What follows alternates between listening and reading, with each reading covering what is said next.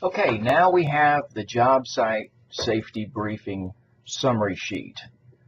When we look at this short form, pay close attention. I really think this is the most important part of the entire work effort. Okay, the next form is the job briefing summary sheet.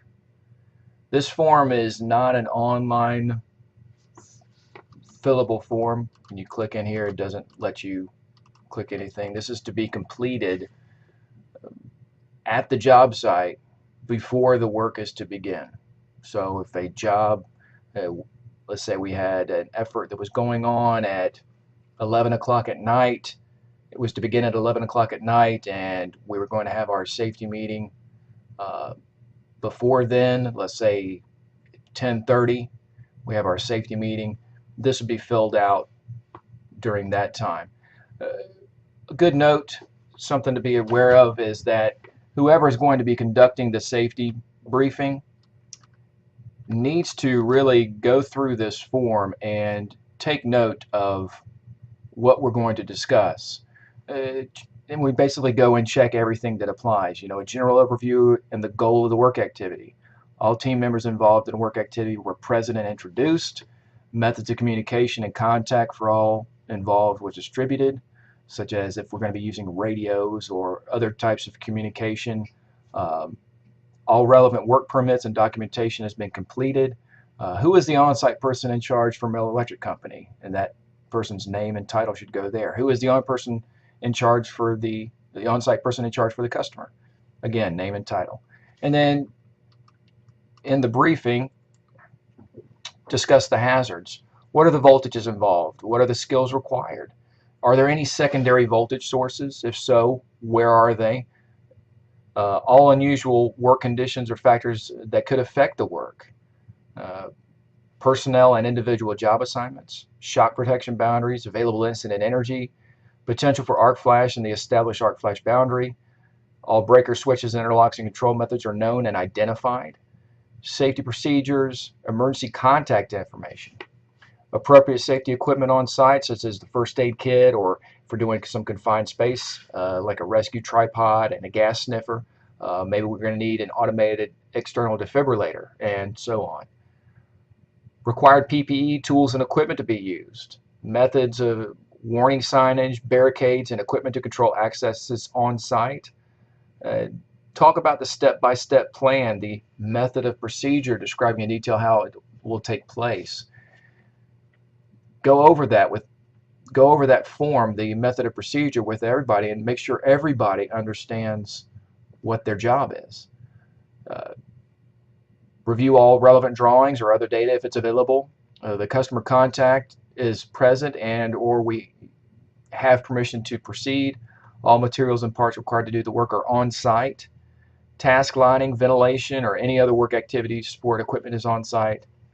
And then the journeyman to perform energized work activity and their names right here.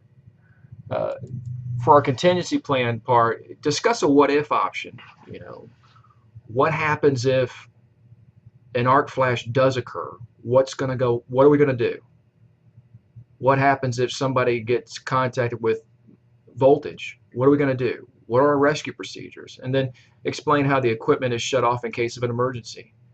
Discuss the fire and the rescue contact plan, or how are they going to be able to get access to where you're working?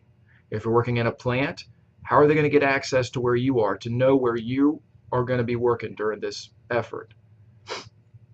Who is the emergency contact person for Miller Electric Company? Name and title. Who is emergency contact for the customer? Again, name and title.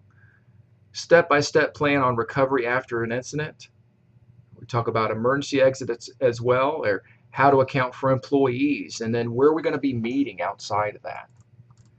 The second page, again, we have the information at the top, specific questions and answers brought up during the briefing. Most briefings happen and there are going to be questions, and sometimes we can give specific information regarding these questions, and maybe it's something that's beneficial to the others. Write that down there. And then last is the sign-in sheets for all participants in the job briefing. Okay, all our Miller Electric Company employees need to sign in over here. It's good to have them print and sign their name. Print their name / sign their name in a box.